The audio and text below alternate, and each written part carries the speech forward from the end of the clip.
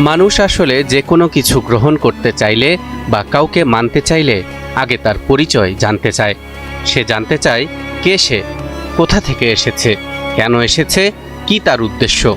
ঠিক তেমনি আমাদেরও জানা দরকার কোরআন আসলে কি, এটি কোথা থেকে এসেছে, কার কাছে এসেছে, কেন এসেছে, কিভাবে এসেছে ইত্যাদি। অবিশ্বাস্য হলেও সত্য, এই প্রশ্নগুলোর উত্তর কোরআন নিজেই দিয়েছে। অর্থাৎ কোরআনের পরিচয় কোরআন নিজেই দিয়েছে, তাও আবার সবচেয়ে সুন্দর ও স্পষ্টভাবে।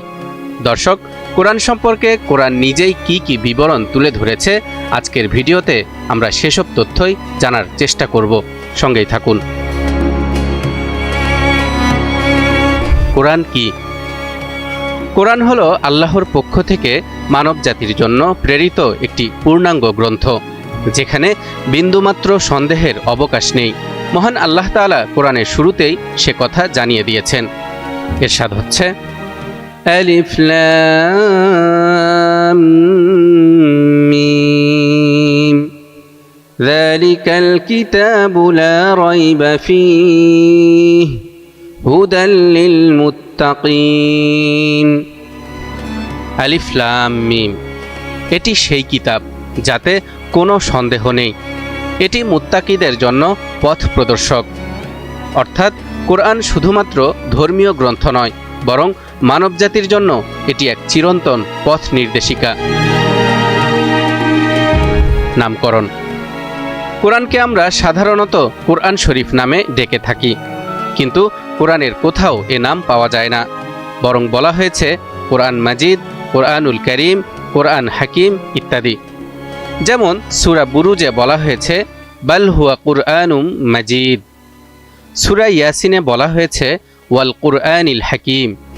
সূরা ওয়াকিয়ায় বলা হয়েছে ইন্নাহু লাকুরআনুন কারীম। এছাড়াও কোরআনের আরও বেশ কিছু গুণবাচক নাম রয়েছে, যেমন ফুরকান, কিতাব, জিকির ইত্যাদি। কে নাজিল করেছেন? কোরআন কোনো মানুষের লেখা নয়, এটি আল্লাহ তাআলার সরাসরি বাণী। কোরআন বলছে, ওয়া ইন্নাহু লাতানজিলু রাব্বিল আলামিন। অবশ্যই এ কোরআন জগৎসমূহের প্রতিপালকের নিকট হতে অবতীর্ণ। কেন নাজিল করেছেন? তার জবাবে আল্লাহ বলছেন, কিতাবুন আনজালনাহু ইলাইকা লিতুখরিজান নাসা মিনায-যুলুমাতি ইলান-নূর বিইذনি রাব্বিহিম ইলা সিরাতিল আজিজিল হামিদ। এই কিতাব আমি তোমার প্রতি অবতীর্ণ করেছি যাতে তুমি মানবজাতিকে বের করে আনতে পারো অন্ধকার থেকে আলোর দিকে, তার পথে যিনি পরাক্রমশালী ও প্রশংসিত। কার মাধ্যমে কোরআন অবতীর্ণ হয়েছে? এর উত্তরে বলা হচ্ছে, নাযালা বিহির রূহুল আমিন। বিশ্বস্ত আত্মা জিবরাইল এটা নিয়ে অবতরণ করেছে। কোরআন কার উপর নাজিল করা হয়েছে? এর জবাবে কোরআন বলে দিয়েছে, وآمنوا بما نزل على محمد وهو الحق من ربهم। আর মুহাম্মদের প্রতি যা অবতীর্ণ করা হয়েছে তাতে যেন তারা বিশ্বাস স্থাপন করে, কারণ তা তাদের প্রতিপালকের প্রেরিত সত্য। নাজিল হবার পূর্বে কোরআন কোথায় ছিল?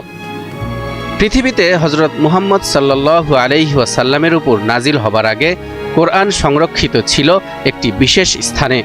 ইরশাদ হচ্ছে, ফি লাউহিম মাহফুজ। এটি লিপিবদ্ধ ছিল একটি সুরক্ষিত ফলকে। পৃথিবীতে সর্বপ্রথম এটি কখন অবতীর্ণ হয়? এটির জবাবও মহান আল্লাহ তাআলা কোরআনে দিয়ে রেখেছেন।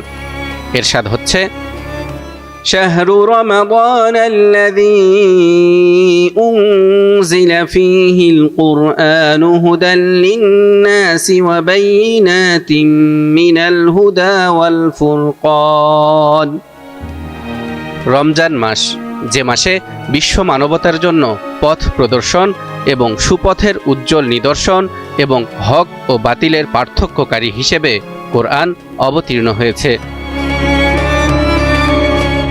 রমজান মাসের কোন সময়ে সেটিও নির্দিষ্টভাবে বলে দেয়া হয়েছে।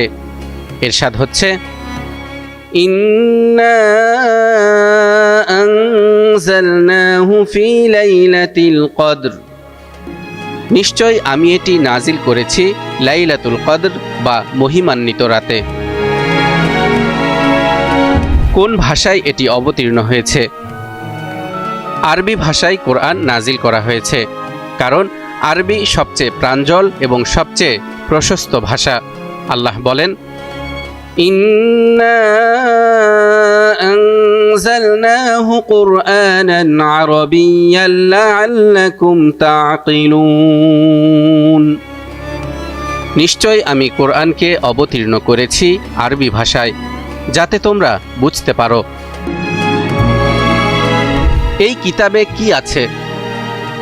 এর জবাবে মহান আল্লাহ তাআলা বলেন, وَنَزَّلْنَا عَلَيْكَ الْكِتَابَ تِبْيَانًا لِكُلِّ شَيْءٍ وَهُدًى وَرَحْمَةً وَبُشْرَى لِلْمُسْلِمِينَ, আর আমি তোমার প্রতি এই কিতাব নাজিল করেছি, এতে রয়েছে প্রত্যেকটি বিষয়ের সুস্পষ্ট ব্যাখ্যা, সত্য পথের নির্দেশ, রহমত আর আত্মসমর্পণকারীদের জন্য সুসংবাদ স্বরূপ। কোরআন বোঝা কি কঠিন না সহজ? অনেকে মনে করেন আরবি ভাষায় লিখিত এই কিতাব কি সবাই বুঝতে পারবে? তাদের দুশ্চিন্তা দূর করতে মহান আল্লাহ তাআলা জানিয়ে দিয়েছেন, ওয়ালাকাদ ইয়াসসারনাল কুরআনা লিয-যিকরি ফাহাল মিন মুদ্দাকির, আর আমি তো কোরআনকে সহজ করে দিয়েছি উপদেশ গ্রহণের জন্য, অতএব কোনো উপদেশ গ্রহণকারী আছে কি? কোরআন বুঝতে হলে কি করতে হবে? কোরআনের কথাগুলো বুঝতে হলে কোরআন বেশি বেশি তেলাওয়াত অর্থাৎ অধ্যয়ন করতে হবে। ইরশাদ হচ্ছে, ওয়াতলু মা উহিয়া ইলাইকা মিন কিতাবি রাব্বিক, আর তোমার রবের কিতাব থেকে তোমার নিকট যে ওহী পাঠানো হয় তুমি তা তেলাওয়াত করো। তেলাওয়াত কিভাবে করতে হয়? কোরআন তেলাওয়াতের নির্দিষ্ট কিছু পদ্ধতি রয়েছে। একে বলা হয় তাজবিদ এবং তারতিল, অর্থাৎ কোরআনের শব্দগুলো ধীরে ধীরে মুখে উচ্চারণ করার সাথে সাথে তা উপলব্ধি করার জন্য গভীরভাবে চিন্তা ভাবনাও করতে হবে। মহান আল্লাহ তাআলা নির্দেশ দিচ্ছেন, ওয়ারাত্তিলিল কুরআনা তারতিলা, আর কোরআন আবৃত্তি করো ধীরে ধীরে, স্পষ্ট ও সুন্দরভাবে। কোরআন কি যে কোনো অবস্থায় তেলাওয়াত ও স্পর্শ করা যায়? কোরআন সর্বোচ্চ পবিত্র ও মর্যাদা সম্পন্ন একটি গ্রন্থ, তাই পবিত্রতা ও মর্যাদা অক্ষুণ্ণ রাখার স্বার্থে কোরআনকে স্পর্শ ও পাঠ করার জন্য দৈহিক পবিত্রতার শর্ত আরোপ করা হয়েছে। ইরশাদ হচ্ছে, লা ইয়ামাসসুহু ইল্লাল মুতাহহারুন, পবিত্রতা ছাড়া কেউ তা স্পর্শ করবে না। কোরআনের বিশেষ বৈশিষ্ট্য। কোরআনের অসংখ্য অগণিত বৈশিষ্ট্যের মধ্যে একটি গুরুত্বপূর্ণ বৈশিষ্ট্য হল কোরআন নাজিল করার পর কিয়ামত পর্যন্ত তা সংরক্ষণের দায়িত্ব নিয়েছেন আল্লাহ তাআলা নিজে, যা অন্যান্য কোনো ধর্মগ্রন্থের ক্ষেত্রে দেখা যায় না। ইরশাদ হচ্ছে, ইন্না নাহনু নাযালনায যিকরা ওয়া ইন্না লাহু লাহাফিযুন, আমি স্বয়ং এ উপদেশ গ্রন্থ অবতরণ করেছি এবং আমি নিজেই এর সংরক্ষক। কোরআন শুধু একটি গ্রন্থ নয়, এটি আমাদের স্রষ্টার পক্ষ থেকে প্রেরিত দিক নির্দেশনা, আলোর উৎস এবং সত্য ও মিথ্যার পার্থক্যকারী এক অলৌকিক বাণী। যে এ কোরআনকে বুঝে হৃদয়ে স্থান দেয় তার জীবন আলোকিত হয় সত্যের আলোয়। চলুন আমরা কোরআনের সঙ্গে সম্পর্ক গড়ে তুলি। শুধু পাঠে নয়, বুঝে, অনুভব করে এবং অবশ্যই জীবনে প্রয়োগের মাধ্যমে।